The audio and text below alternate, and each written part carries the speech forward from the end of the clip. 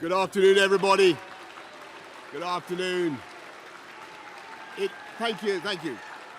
It is clearly now the will of the Parliamentary Conservative Party that there should be a new leader of that party and therefore a new Prime Minister. And I've agreed with Sir Graham Brady, the chairman of our backbench MPs, that the process of choosing that new leader should begin now. And the timetable will be announced next week. And I've today appointed a cabinet to serve, as I will, until a new leader is in place. So I want to say to the millions of people who voted for us in 2019, many of them voting Conservative for the first time, thank you for that incredible mandate, the biggest Conservative majority since 1987, the biggest share of the vote since 1979. And the reason I have fought so hard in the last few days to continue to deliver that mandate in person was not just because I wanted to do so, but because I felt it was my job, my duty, my obligation to you to continue to do what we promised in 2019. And of course, I'm immensely proud of the achievements of this government, from getting Brexit done to settling our relations with the continent for over half a century, reclaiming the power for this country to make its own laws in Parliament, getting us all through the pandemic, delivering the fastest vaccine rollout in Europe, the fastest exit from lockdown, and in the last few months, leading the West in standing up to Putin's aggression in Ukraine. And let me say now to the people of Ukraine that I know that we in the UK will continue to back your fight for freedom for as long as it takes.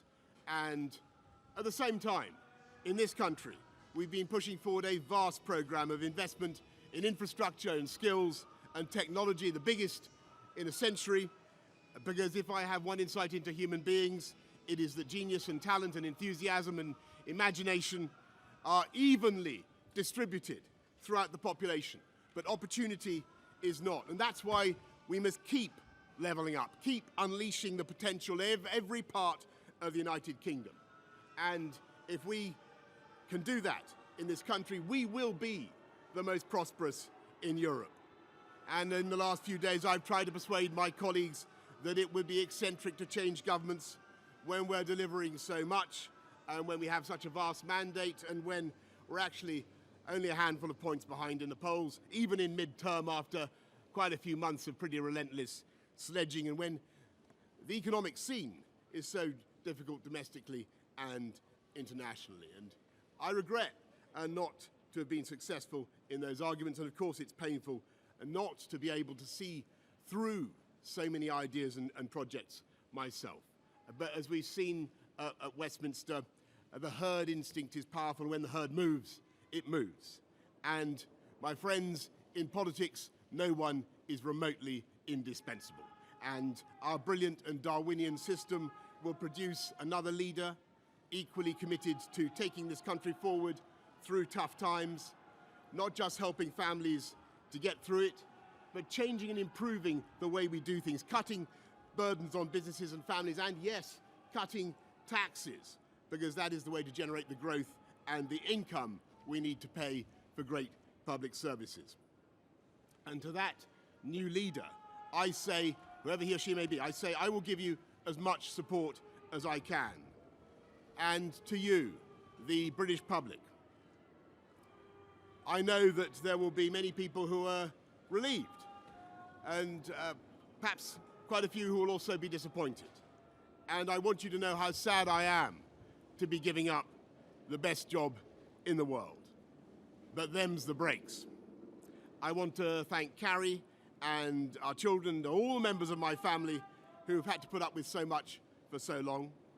I want to thank the peerless British civil service for all the help and support that you have given our police, our emergency services, and of course our fantastic NHS, who at critical moment helped to extend my own period in office, as well as our armed services and our agencies that are so admired around the world, and our indefatigable Conservative Party members and supporters, whose selfless campaigning makes our democracy possible. I want to thank the wonderful staff here at Chequers, here at Number 10, and of course at Chequers, and our fantastic prop force detectives, the one group, by the way, who never leak. Above all, I want to thank you, the British public, for the immense privilege that you have given me. And I want you to know that from now on until the new Prime Minister is in place, your interests will be served and the government of the country will be carried on. Being Prime Minister is an education in itself. I've travelled to every part of the United Kingdom, and in addition to the beauty of our natural world, I've found so many people possessed of such boundless British originality and so willing to tackle old problems in new ways that I know that even if things can sometimes seem dark now, our future together is golden. Thank you all very much.